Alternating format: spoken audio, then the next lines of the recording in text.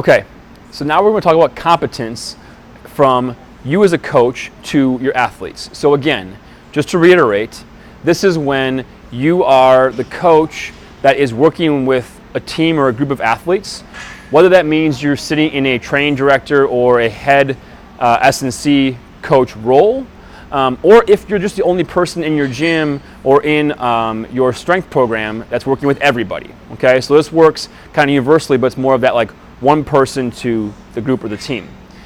And what I found to be really effective is when I sit down with an athlete for the first time and we go through what we call our performance evaluation, one of the questions I ask them is, I want to know your strengths and your weaknesses.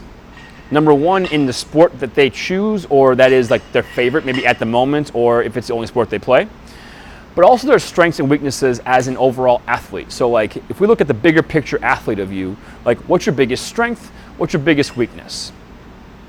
So the reason is that I want them to have some self-awareness and understanding, competency about themselves, because we can use that information, that knowledge, to help them and say, hey, our program is going to help you achieve or overcome this weakness by doing X, Y, and Z.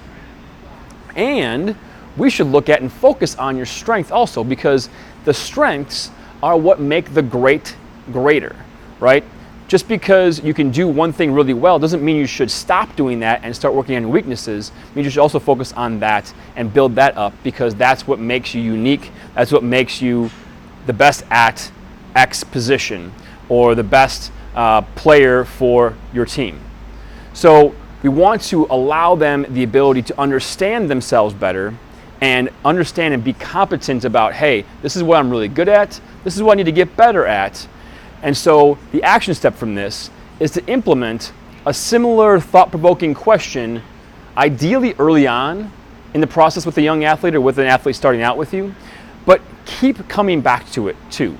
Because the goal of this thing is to, again, improve self-awareness and then understand, ideally, if you're working with a team, their strengths and weaknesses as a team, who should be functioning where, doing what because of their weaknesses and strengths, and ultimately develop team cohesiveness and higher levels of motivation through self-awareness competence.